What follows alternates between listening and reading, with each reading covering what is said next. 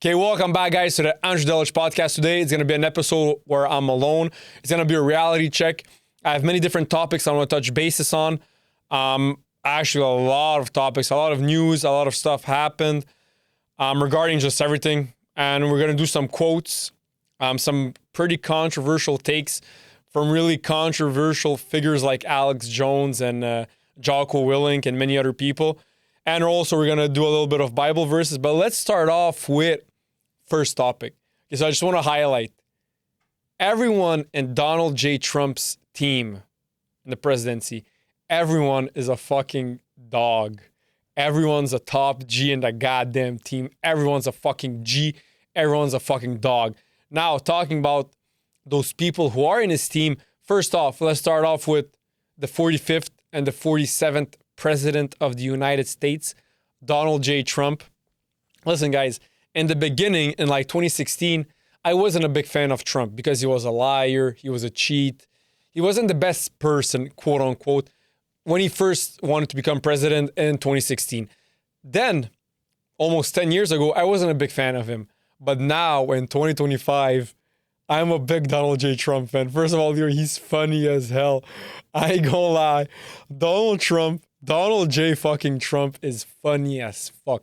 And not only is he funny, but nowadays in 2025, we need a man like Donald J. Trump. We need a man like him because now where we are as a society, as a North American society, more specifically Canada and America, USA, we need a man like Donald Trump. And not only does North America need a man like Donald Trump, but the entire Europe needs a man like Donald Trump. We all need a man like Donald Trump nowadays in 2025. 10 years ago, 2015, we didn't need a man like Donald Trump. We didn't. But now, with everything that happened, with this woke era, with Islamism, with the Muslims with a lot of Muslims coming into Western countries and trying to change the politics and change the sphere of the Western world and just how the Western world is in general. So with wokeism, Islamism, Muslims, far left extremists, we need a man like Donald J. Trump to save us. I'm going to say it how it is. We need a man like Donald J. Trump to save us. So first of all, Donald J. Trump is a fucking dog. 45th and 47th President of the United States. And then we have the Vice President of the United States, another fucking dog, another fucking top G, J.D. Vance. Side note, after Donald J. Trump, J.D. Vance is going to be the next President of the United States. He's going to win 2 times, which that's the maximum someone can be President of the United States. He's going to win twice, back to back. He's the future of America, J.D. Vance. And I can say he's even smarter than Donald J. Trump. And he's going to have an even bigger impact than Donald Trump, J.D. Vance. Watch out for him, guys, because he's the next president. And then, First Lady of the United States, Melania Trump. What a bombshell. Yo, Donald Trump, congrats, bro. But for girls watching this, believe me, between us, man, it's really important. And we value other men based on how hot their wife or their girlfriends are. It's a fact. That's how we men are. And Donald J. Trump, yo, Melania Trump is a bombshell, bro. Top dog, Donald Trump, bro. Yo, and plus, she's way younger than Donald Trump. Donald Trump, how old is Donald Trump? He's like almost 80. Donald Trump, he's 79. He just turned 79 in June. He's going to be 80 in next year. 79. How old is Melania Trump? 55, bro. Yo, he's 24 years older than Melania Trump. She's from Slovenia, ex-Yugoslavia. And yo, let me pull up some pictures of Melania Trump. Yeah, no, she's a bombshell. I ain't even gonna, even now at 55, she's a bombshell, bro. Guys, no world leader has a wife as hot as Melania Trump. A wife as hot as Donald Trump's wife, Melania Trump. Donald J. Trump has the hottest wife out of all world leaders on planet Earth. That's a fucking fact. Broski. He won this competition. Yo, Donald Trump. First of all, Donald Trump is the most powerful leader on planet Earth. He's the fucking president of the most powerful country on planet Earth, the United States of America. And on top of that, amongst all other world leaders, he has the hottest wife. Yo, Donald J. Trump, you're a fucking top dog, bro. I ain't gonna lie, you're a top G, bro. Okay, who's next in that team? Usha Vance, Second Lady of the United States. Not bad. She looks like a really good and sweet person. Then we have the cabinet with members like Rubio, with Pete Hegseth. Bro, Pete Hegseth, that's a dog. Pete Hegseth, he's a Secretary of War, as Donald J. Trump says. In other words, he's a Secretary of Defense. But Donald J. Trump calls him the United States Secretary of War. He's a fucking top G, man. You know, everyone in that team is a top G. And now, me as a Canadian, when I look at Mark Carney, and when I look at his team that's leading our country, then I look at America's team and America's leader, I'm ashamed to say that Mark Carney is our prime minister when America has a prime minister like Donald J. Trump, a top dog like Donald J. Trump. And if you look at, let's compare wives between Mark Carney and Donald J. Trump. Yo, what a difference. Mark Carney wife. Images. Hey, yo, bro, what the fuck, bro? What the hell, bro?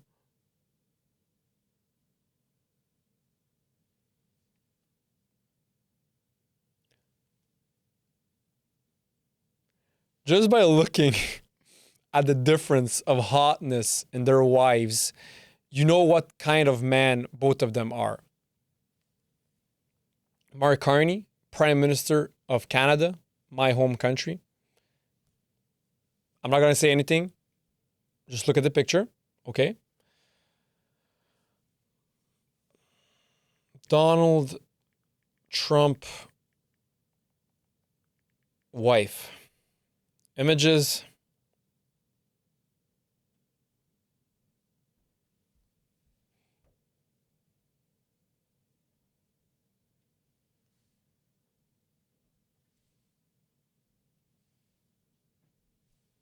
No words needed. No words needed. That just explains, and only then you can see the difference between Trump and fucking Mark Carney. Between us, man, we know how important that is for a man to have a hot wife or a hot girlfriend. Yo, Donald J. Trump is destroying Mark Carney in this aspect. And then if you look at other world leaders' wives, like Macron, whose wife is like 30 years older than he is, Donald J. Trump is a fucking top G, bro. Look at it. Yo, bro. His wife is hot as fuck. I ain't even gonna lie. And she's 55 years old, man. Shit, man. That's something. But hey, I just want to say as a Canadian, I wish that our prime minister was a guy like Donald Trump. But he isn't. It's Mark Carney. But hey, maybe next elections will win. Us conservatives, we'll see. Like I said, the world needs Donald J. Trump. Already said that. And I just want to add, I'm never afraid to say it. I'm Canadian and I love Canada. It's one of the greatest countries on planet Earth. In my opinion, it's probably top 5 greatest countries on planet Earth, easily, without a doubt. It's not perfect. No country is perfect, but it's still one of the greatest countries on planet Earth, and it's still a really, really good fucking country. But the greatest country on planet Earth is the United States of America. I ain't even gonna lie. It's the last bastion that we have right now in the Western world. In the Western world right now, it's full of darkness. It's the only light, it's the only candle that's lit in the Western world right now, thanks to Elon Musk, J.D. Vance, Donald J. Trump, Pete Hegseth, rest in peace, Charlie Kirk, and many other people. Jordan Peterson played a big part in North America and the Western world. But America is the last open light in the Western world. And I just want to thank America for everything. I'm so fucking happy that the United States of America is the world power, is the biggest country and the most powerful country in the world. I'm so happy that it's them. Because imagine if Russia or if China or if fucking Saudi Arabia or if an African country was the most powerful country on planet Earth. Jesus Christ, bro, this world would have ended in flames. It wouldn't exist anymore. Thank God that the United States of America is the most powerful country on planet Earth. Thank God. Thank you, Jesus, man. Okay, our educational system is outdated. We need a change. We need to change it. The system doesn't make sense anymore. It worked 150 years ago when school was something new in the Industrial Revolution. Maybe even before that, it made sense. Sit down in a class, 30 people, and you listen to one professor. But nowadays, it's not good anymore. It's outdated. Like everything else in this world, it needs to evolve with time. Just like cars, airplanes, modes of transportation, clothes, music, way of life, science, medicine, whatever. It all changes with time. It all updates with time, and it all evolves with time. It gets better with time. Only the educational system didn't change, and it needs a change. The educational system, it needs a change. Now, this picture, which is really popular across, all platforms, it was a really popular picture. This is the picture I'm talking about, and it explains our educational system in a nutshell. It explains it from A to Z, our educational system, in a simple picture. You have a monkey, a chimpanzee, a penguin, a pigeon, an elephant, a fish, a dolphin, I guess, and a dog. And the guy says, for a fair selection, everybody has to take the same exam. Please climb that tree. That's literally what the educational system is in the Western world and just in the world in general. Now, of course, some countries like Sweden, Norway, mostly the Nordic countries, they made some change in their educational system. And they made some really good change. Like their classes are way smaller. They only have classes of like 7 or 8 people for one professor, which the professor can focus more on each specific individual and focus more on his learning and what he actually learns and him becoming a better person and knowing the subject better. But guys, we cannot all take the same exams. We're all different human beings. We all have our own strengths and weaknesses. We're all made to be good at something. Not everyone's good at mathematics. Not everyone's good in literature. Not everyone's good in educational, in phys ed. Not everyone's good in science. Not everyone is good in history. And not only do you have to be good, but you have to be interested in those subjects. Some people want to be painters. So if a guy wants to be a painter, why does he care about mathematics or science or whatever? He should pursue his passion and his love, which is painting. If a guy wants to be an engineer, then of course he should be really good in mathematics and whatever else encompasses engineering. But if someone wants to write books and someone is really fond and really loves literature, English, French, whichever language, then he should focus more on literature and languages than instead of science, biology, and whatever. So we all have our strengths and weaknesses. We all have our role and our place in this world. We all bring some value to this world and to society and to other human beings. Some do it through engineering. Some do it through being extraordinary good lawyers, good doctors, good painters, good musicians, good poets, good athletes, good whatever. We all have our place on earth. And like I said, we all have our strengths and weaknesses. That's why school should be tailored fit for each and every specific individual.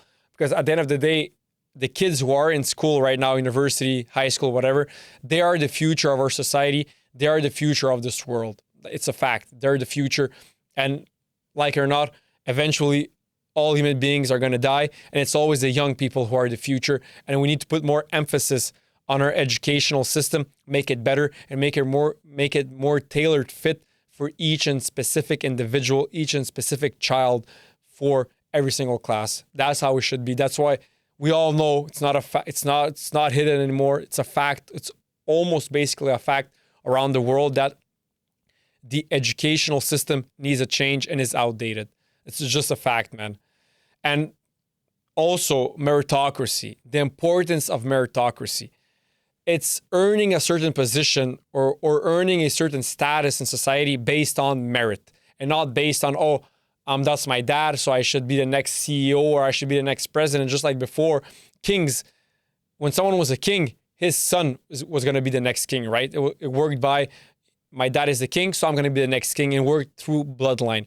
But with meritocracy, which is one of the founding cores of democracy and capitalism, is you receive status and you receive money, you receive whatever, you receive what you should receive based on merit, based on your competency, and based on not who your dad is, but based on who you are as a person and what your competencies are and what your merit is. That's what meritocracy is.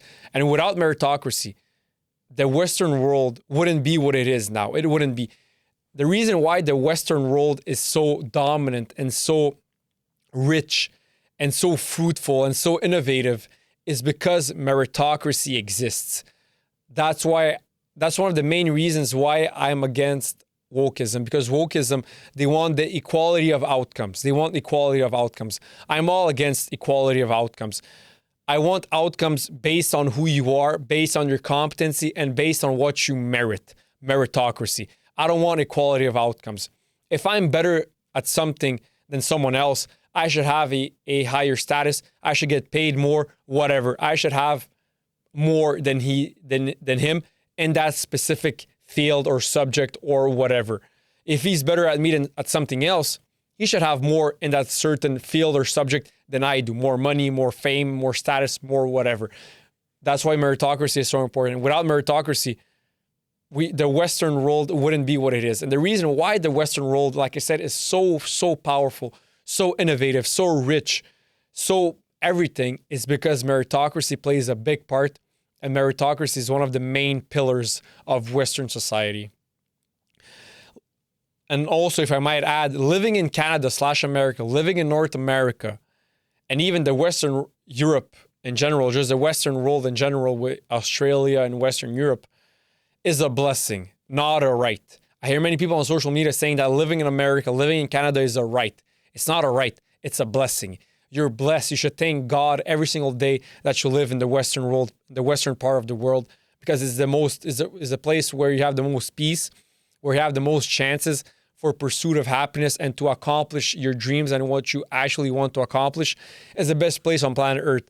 But it's not a right. It's a blessing to be allowed to live in the Western world. It's a blessing. It's not a right for everyone. It's a blessing.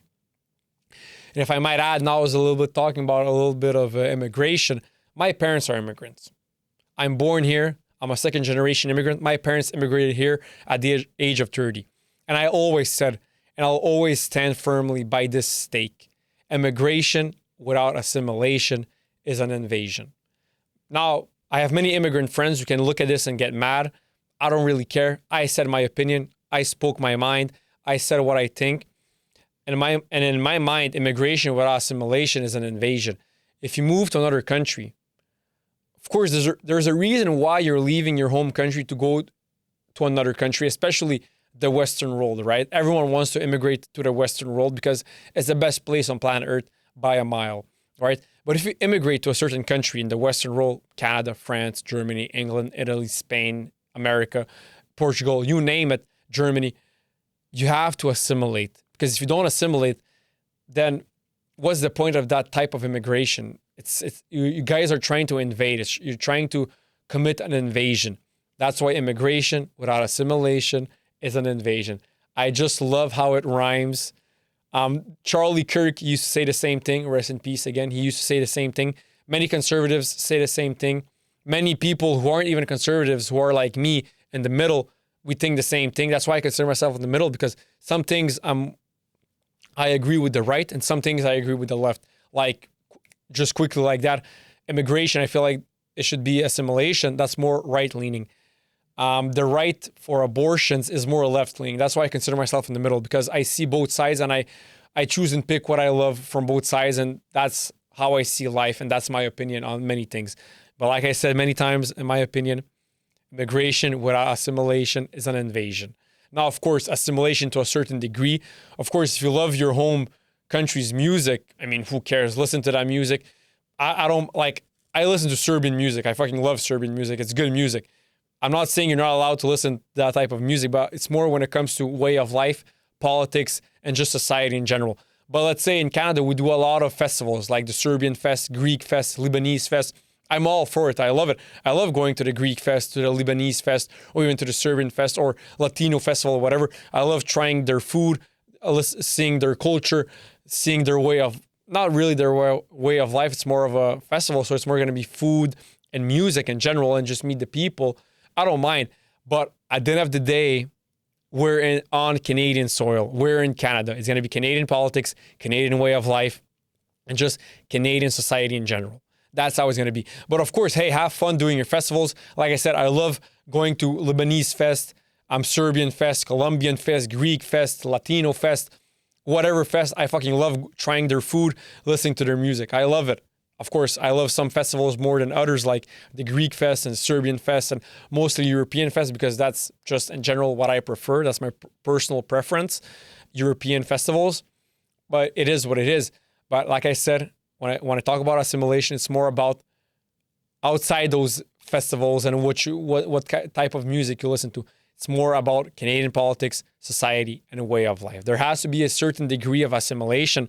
And also on the other side, there has to be a certain degree of acceptance from Native Canadians. There has to be a certain degree of acceptance. When we bring immigrants, generally it's for a good cause. We want the best out of it. We want them to integrate into Canadian society and to bring their family members so our population isn't shrinking, it's growing, to help the economy and just to help Canada in general. So there has to be a certain degree of acceptance from Native Canadians and a certain degree of assimilation from immigrants from other places, from newly arrived immigrants, first-generation immigrants, and also second generations and third-generation immigrants. So it's a balance of both. A certain degree of acceptance and a certain degree of assimilation for it to work beautifully and for it to flow magically on Canadian soil and just at the end of the day to be the best country on planet Earth and have the best outcome possible. My thoughts on Jimmy Kimmel getting canceled. Recently got canceled for comments he made about Charlie Kirk and the right trying to push it as though it's someone on their side who did something. I'm not really exactly sure what happened, but guys, I was always against cancel culture. And when I saw what Jimmy Kimmel said, he didn't say anything illegal. Now, you don't have to agree with what he said. I don't agree with what he said. But at the end of the day, I don't want him to get canceled. Maybe they canceled him for other reasons. I don't know. Maybe there's another reason why. Maybe because his ratings weren't so good. And they were just like, fuck it. Let's find just whatever excuse to cancel him because his ratings fucking suck. I don't know. I don't watch Jimmy Kimmel. I don't really care. But my main argument right now is that everyone, I don't care who you are, should have the right to express himself and to speak his mind. Everyone. Even if I don't agree with him, even if you don't agree with him, he should still have that right. Because democracy without freedom of speech is nothing. There's no point of democracy if the population, if the people don't have the right to express themselves as much as they want and how they want. As long as it's not illegal meaning you're threatening to kill someone or you're threatening to beat up someone or you're threatening to instill violence upon someone or upon a certain event or whatever. As long as it's not illegal, everyone, and I do mean literally everyone, should have the right to express himself fully and say whatever is on his mind. As long as it's not illegal. Even though I don't agree with what Jimmy Kimmel said, I don't like that he said it. I think that it's heartless. He shouldn't have said it. But hey, it's not illegal. He expressed himself and he has that right in democratic countries like America, like Canada, and like many other countries. That's the First Amendment in the American Constitution is the freedom of expression, the liberty of expression, the freedom of speech. That's the First Amendment. Like I said, in my opinion, I was always against cancel culture as long as it's not illegal. I mean, as long as you don't say something or do something that puts you into jail, like let's say Bill Cosby, like he literally did fucked up shit. He like raped women he literally raped women. He used to drug their drinks. He used to put like drugs in their drinks and then he would take them to his room and he will literally rape them. It's literally what he did. So that's why I understand why we canceled Bill Cosby. I'm all for it and I understand. First of all, he went to jail. So I mean, already right there, he got canceled. When you go to jail, you lose all your freedom. You cannot work anymore because you're in jail. So that makes sense. But if someone just says something that you don't agree with, which is more right-leaning or more left-leaning, as long as it's not illegal, we shouldn't be canceling him. Cancel culture needs to die, man. It should have never existed and it should never exist again because it's fucking stupid cancel culture. As long as someone says something that isn't illegal, he shouldn't get canceled, in my opinion. Okay, so guys, recently, like I said, Charlie Kirk, rest in peace. They did like this celebration of his life, I guess you can call it, in Arizona, in one of the stadiums in Arizona. And Erica Kirk went on stage So did Pete Hegseth. So did Donald J. Trump. So did the son of Donald Trump. I forgot his name. So he also went on stage. And Erica Kirk went on stage and she did a beautiful speech honoring Charlie Kirk and his life and his work. And she also said, I'm quoting her right now, I forgive him because it is what Christ did and is what Charlie would do. So basically, Erica Kirk forgave Charlie Kirk's killer. She forgave him because she said, and I'm quoting her, I forgive him because it was what Christ did and it is what Charlie would do. That's what she said, quote unquote. That's why she forgave Charlie Kirk's killer. But then, just after her, Donald Trump went on stage and he said that unlike Erica Kirk, he doesn't forgive the killer. And not only does he not forgive the killer, and also unlike Erica Kirk, he wishes the worst upon his enemies. And the way he said it, man, it was so fucking funny. Yo, guys, even if you hate Donald Trump, you gotta admit, he's funny as fuck. Donald Trump is funny as fuck, bro. I ain't gonna lie, he's funny as hell. He said Erica Kirk she made all this beautiful speech about, I forgive his killer because it is what Jesus Christ would have done and it is what Charlie would have done. And then Donald Trump came on stage. He said, you know what, fuck that shit. No disrespect to Erica Kirk, but I don't forgive Charlie Kirk's killer. And I don't wish the best upon my enemies. I wish the worst upon my enemies. Yo, Donald J. Trump is he's funny as hell. Now, if we're being honest, I mean, if I'm being a good, rational Christian, of course, Christianity is all about forgiveness. But still, at the end of the day, we still have to condemn people when they do bad actions. We cannot let them do bad actions and say, oh, it's okay. We should forgive people, of course, forgiveness. But at the end of the day, everyone should pay consequences for their actions, bad or good. Everyone should have consequences for their actions. And we need to help to hold people accountable for their actions. So it's a mix of both again. I'm in the middle. Of course, forgiveness. But at the end of the day, do I forgive the killer of Charlie Kirk? I mean, in the biblical sense, in the Christian sense, I forgive him. But he needs to go in jail and maybe even get the death penalty, and he needs to rot in jail because he's a piece of shit human being. So it's like a mix of both, in my opinion. Okay, next topic. There's no place for violence in the Western world. No place for violence. The Western world is democracy. We have the right to disagree, and then we have the right to argument, to each side present their arguments and their point of view. And then at the end of the day, we have the right to agree to disagree. It is what it is. We're all different human beings. We're all unique. And we're never going to agree on everything. We're all different. We all have our own way of seeing life, our own perspective on life. And that's okay. At the end of the day, we agree to disagree, and it is what it is. You live on your side. You live your life on your side. I live my life on my side. But there is no place for violence. Just because you disagree with someone, you shouldn't have the right to kill him or to hit him or to assault him physically. You shouldn't have that right, and you don't have that right in North America. If you think about killing someone or about hitting someone because you don't agree with what he thinks or with his point of view or with his way of life, there's something wrong with you, man, because he has the right to express himself. You have the right to express yourself. He has the right to his own opinion, and he has the right to his own way of seeing life, to his own perception on life. So do you, right? So do you. But if it ever crossed your mind hitting someone because he said something you don't agree with, or that he thinks, or because you don't agree with his thoughts or with his perception of life, there's something wrong with you, man. Go get yourself checked because there's something wrong with you, man. That's not how it is. But the main point is there's no place for violence in democratic countries like the Western world, like America, like Canada, like all the Western world. There's no place for violence.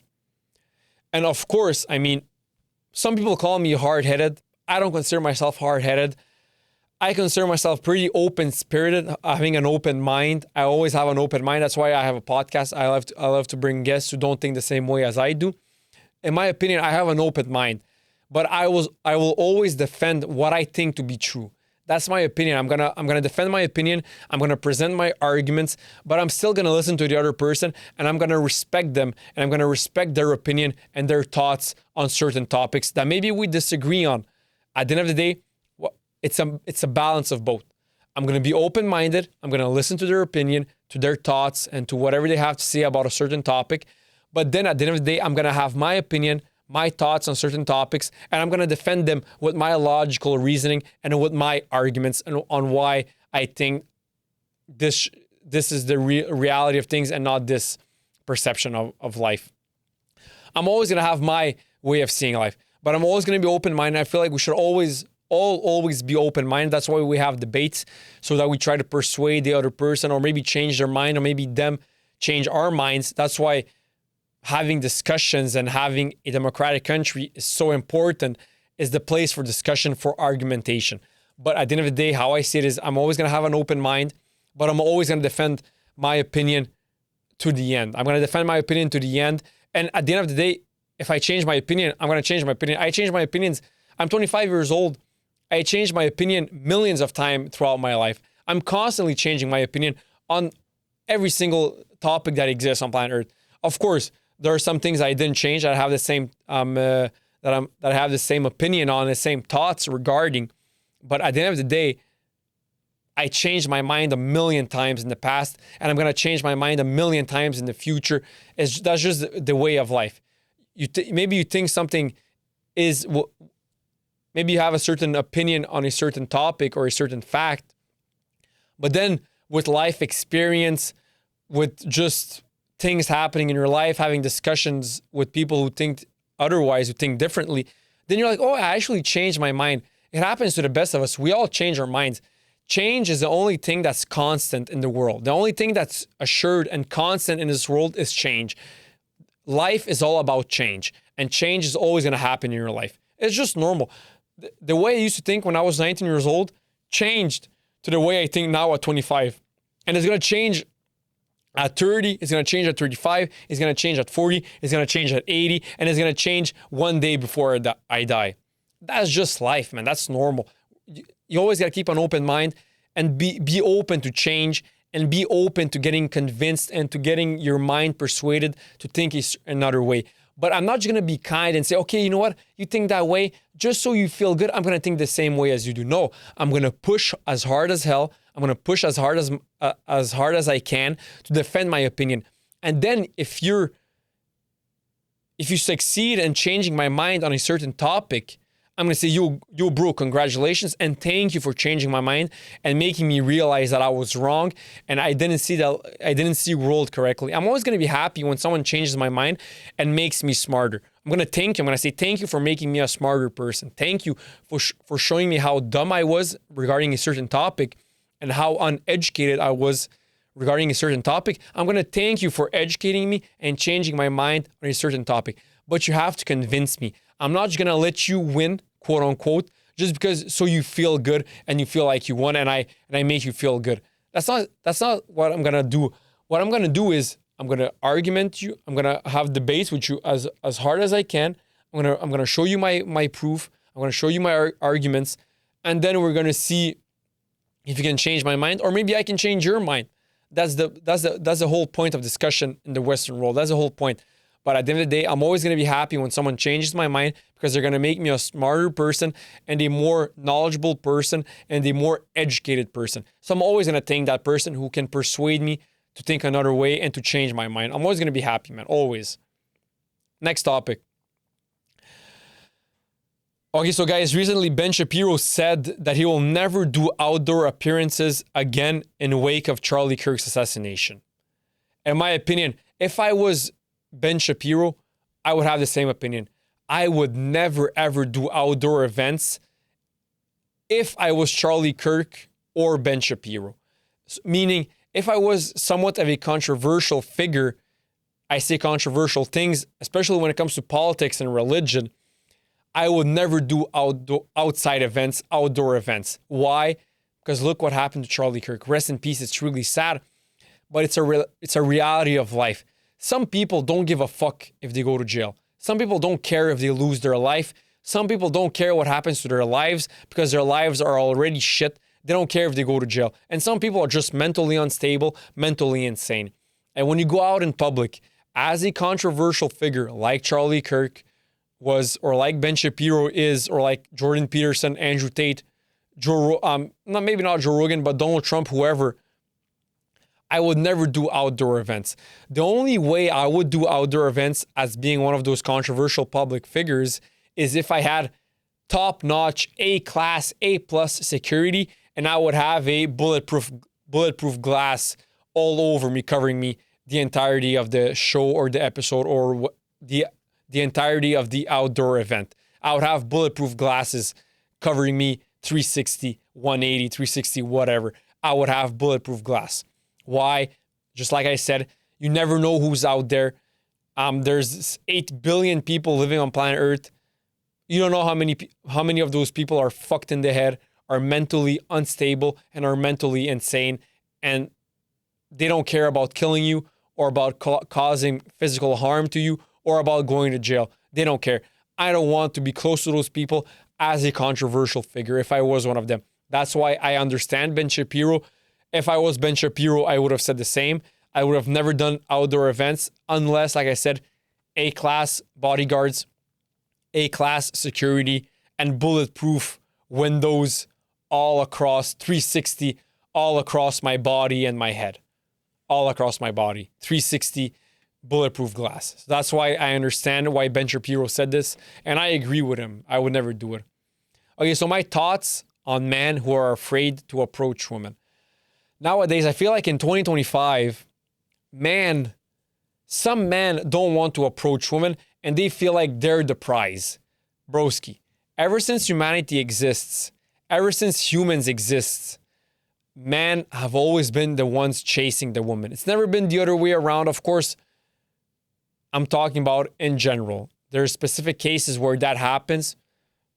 I don't want to toot my horn, but in some cases it happened to me. It happened to many other guys. But yes, it happens sometimes that the girls chase the guys. But in general, ever since humanity has existed, ever since humans exist, it's always the man who chases the woman. It's always been like that, and it's always going to be like that. So that's why I feel like men who feel like they're the prize and they should get chased by women are quote-unquote very feminized. In my opinion, you guys are really feminized if you have that if you have that opinion, if you have that thought, and if you have that take, that women should chase men, you're really, really feminized if you think that way. Because like it or not, men have to chase women. Of course, I understand that getting rejected isn't fun. We're all afraid of rejection and of failure. No one loves getting rejected by a woman. No guy loves getting rejected by a woman. It's scary to approach women. And the reason why it's scary is because the possibility of getting rejected exists. If all men knew that it's impossible for them to get rejected by women, we would be approaching women 24/7. But we know that there's a possibility of them rejecting us. That's why we're afraid to approach women. It's not fun getting rejected. As a man, I know I'm a man. I'm 25 years old. I got rejected by girls a million of times at the club, at the bar, in person, in the gym, wherever. I got rejected a million of times by women. It happened to every single man to get rejected by a woman. It's not fun. No one loves it. But at the end of the day, don't be so emotional about it. Keep a stoic mindset. Understand that you never know what's happening in her life. Maybe she just went through a nasty breakup. Maybe she wants some time to be alone.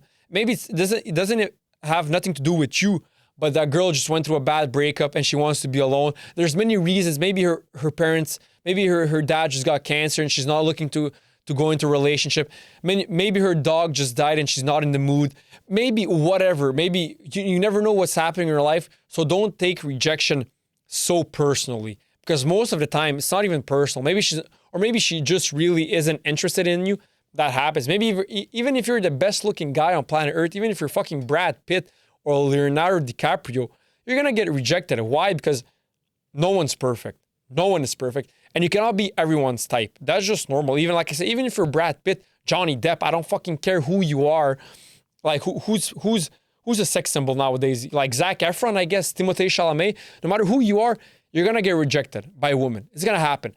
So broski, don't take it so personally. And to get back to the main argument, guys will always be the one chasing women. Always, always, always. It's a fact of life. It's always been like that. And it's always going to be like that. And not only that, don't be afraid. And also, if someone was to ask me, how do I get less afraid of approaching women? One, one tip I would give to man from my personal experience, the more you approach women and the more you get rejected, the less you'll care about getting rejected and the less afraid you'll be of approaching women. The more you do it, the better you'll be at it and the less you'll care about getting rejected. It's like anything in life. This is my 102nd episode. My first episode, I was way more afraid than what I am right now. Right now, if I'm being honest, I'm not afraid of being in front of a camera, in front of the lights, whatever, and speaking my mind and speaking my thoughts. I'm not afraid. Why? Because I did it fucking 100 of times. 100 of times I did it. I done did it. But of course, my first time was way scarier than my 20th time. My 20th time was way scarier than my 50th time. And my 50th time was way scarier than my 102nd time, which is normal. I just did it way more times, so I'm getting better at it, just like anything in life. That's normal. But guys, if you're someone who's afraid to approach women and you never really approached a woman and maybe you did a couple of times and you got rejected and then that just sunk you even more, it just fucking demotivated you even more, I understand, which is totally normal. Every single guy hates getting rejected. But the more you do it, the better you'll get at it, and the less you'll care about getting rejected, and the less scared you'll be of approaching women because you'll be less afraid of getting rejected, and you'll understand the game better. You'll understand how it works better just by doing it more and more and more. Just like when I started selling cars, the first week I was like, yo, how the fuck do we do this? I feel like I'm lost. I'm not sure how we do this. But now, 2 months in, I'm like, yo, bro, I understand. Just by doing it, I understand how the game works. And then in 1 year from today, I'm going to be even better and even more comfortable and even more confident at selling cars, doing podcasts, approaching women, public speaking, whatever. I'm just going to be better and better. That's the way of life. That's how life goes. You just get better and better by simply doing it. But I just want to highlight again, men who don't want to approach women and who feel like women should approach them and who feel like they are the prize, you guys are feminized as hell. You guys are fucking feminized because that's not masculine, bro. I don't want to be like this Andrew Tate type-esque, but it's a fact. If you're a man and you think that you're the prize and that woman should approach you and that woman should chase you, you're fucking feminized and you don't have balls. You're a pussy, bro. If I'm being honest, that's how it is. Man should always be the one chasing women and not the other way around. Now, of course, sometimes it's going to happen where a girl is going to be chasing you. And of course, the better looking you are, the more famous you are, the richer you are, there's more chances of women approaching you and chasing you, which is normal.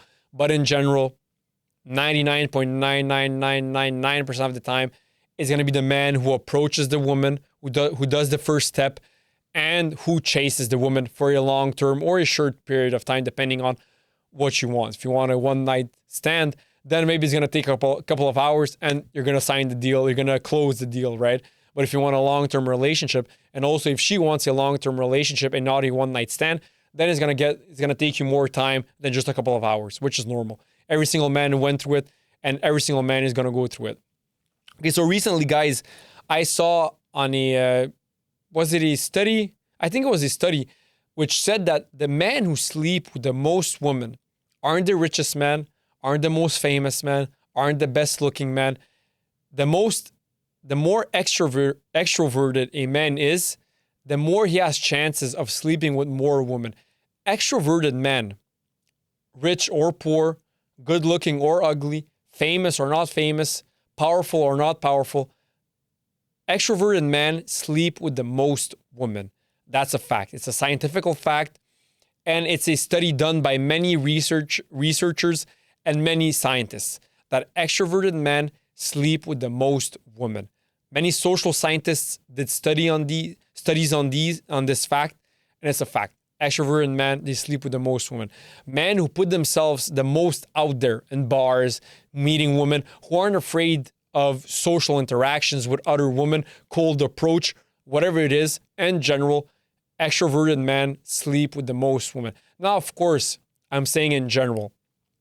If there's a Hollywood actor who's really shy and really introverted, but he's really famous and really rich and really good looking, of course, women are going to be throwing themselves at him. So, of course, maybe he's going to be sleeping with more women than someone who's not rich and famous and who's really extroverted. But in general, the men who sleep with the most women are extroverted men. It's a fact. Men who put themselves out there, who aren't afraid of cold approaching women, or who aren't afraid of starting a conversation with a random woman who they don't know, and who aren't afraid of social interactions. They are the ones who will sleep with the most women. That's a fact, man. And I read many studies on this done from researchers and social scientists, and they all come out with the same results, which is extroverted men sleep with the most women. Okay, so guys, recently, I know that nowadays it's really, really famous. It's really, really trending, I guess you can say, streamers, live streamers who stream video games or IRL in real life streams or whatever. And recently I just saw Kai Cenat and IShowSpeed. Yo, they're streaming 24/7 for 1 month. Yo, bro, I don't even know how they do it, man. Big shout out to them because I could never do it. And I saw recently a podcast of Joe Rogan with Charlie Sheen. Shout out both of them. And Joe Rogan said that I don't know how they do it because I feel like you need some alone time, just sitting on your couch and decompressing from being in front of the camera and being out there. Like, I don't know how they do it 24/7 for an entire month. Imagine being live in front of an audience, in front of a camera, 24/7, 365. Do you know how fucked up that is? You go and take a shit, you're live. You brush your teeth, you're live.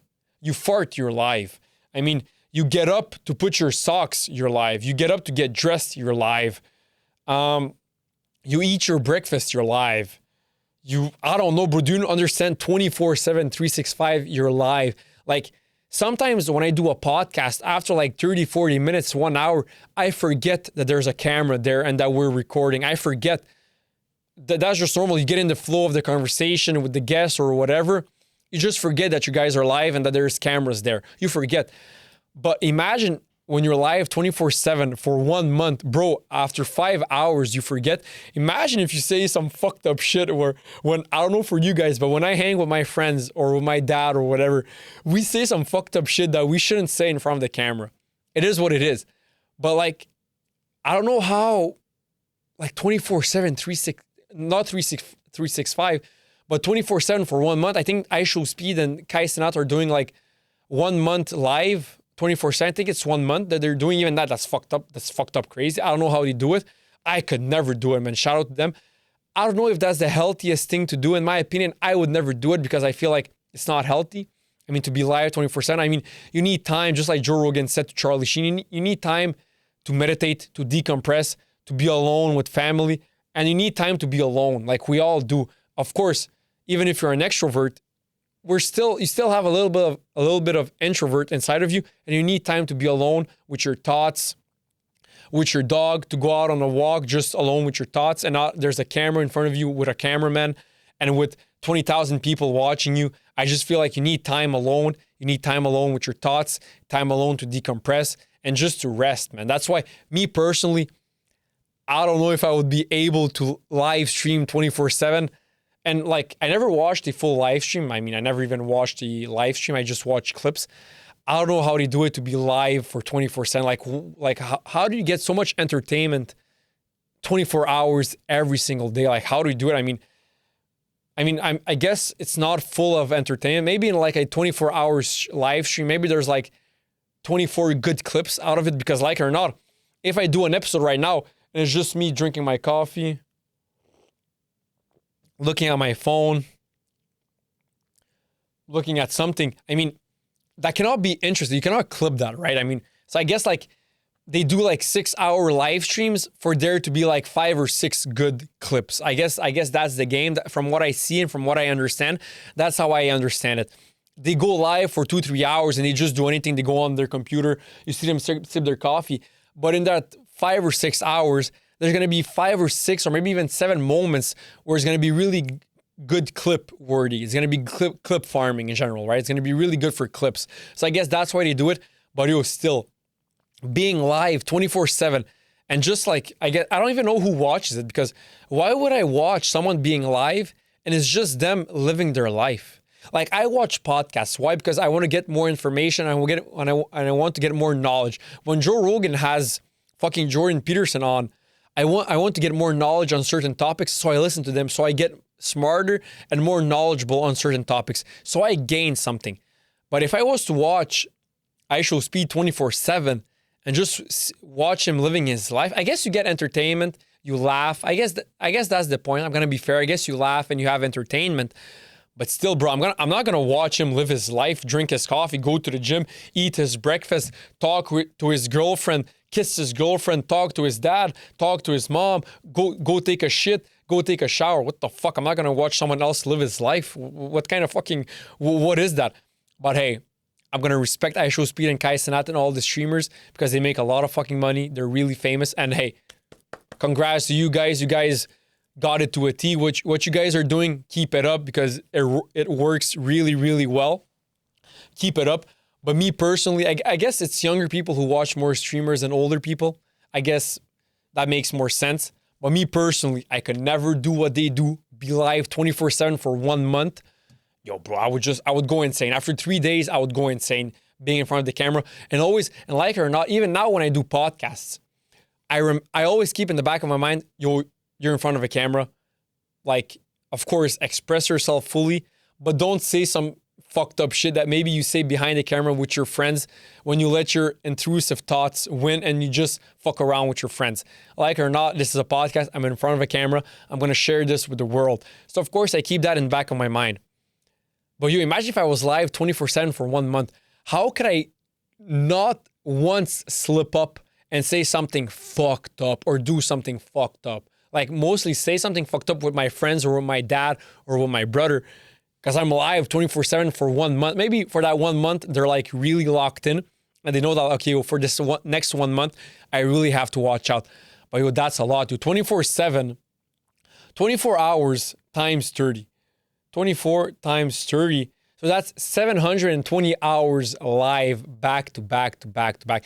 And I guess he has to sleep like 8 hours. Let's say he cuts that short and he does like 5 or 6 hours of sleeping, which, I mean, you can survive on. Maybe that's what they do. Maybe they sleep like 5 or 6 hours. But still, why would I watch someone sleep for 5 or 6 hours? Because I'm pretty fucking sure that if I was to turn on a Kai Cenat or a IShowSpeed live stream of them sleeping, literally sleeping for 5 hours or 6 or 7 or maybe even 8, I would see 10,000 people live. Who the fuck are those people, man? Why the fuck?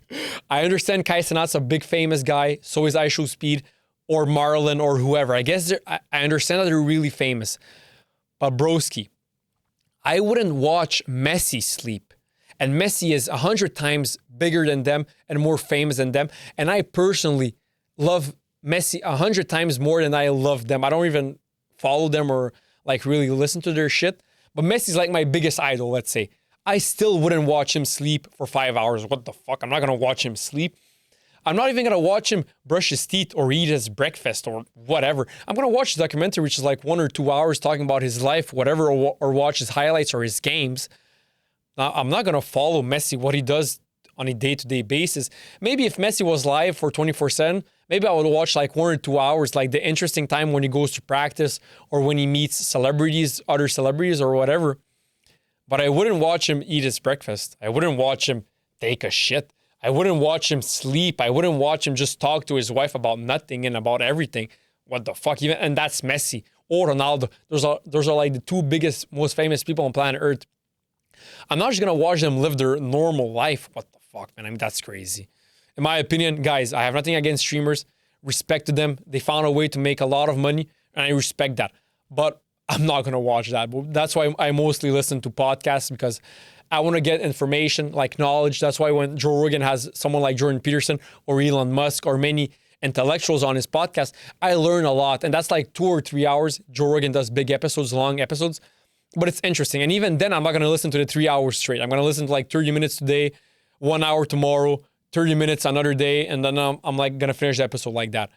But imagine watching a live stream. I guess it's younger people who have more time because I don't even have the time. If I wake up, then I go to the gym, and then I have to go to work, and then I come home from work, and then I have like 4 hours where I have to do podcast clips and prepare new episodes and then do an episode. And then I have to go to bed by 10 p.m. because I have to wake up at 6 because I want to have 8 hours of sleep.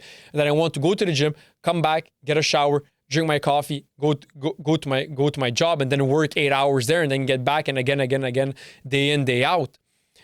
I wouldn't even have time to watch Kai Cenat or iShowSpeed for more than 1 hour. I mean, that's why maybe I watch a TV show episode or a podcast for 30 minutes or an hour, because that's the only time that I have to watch those episodes or that podcast.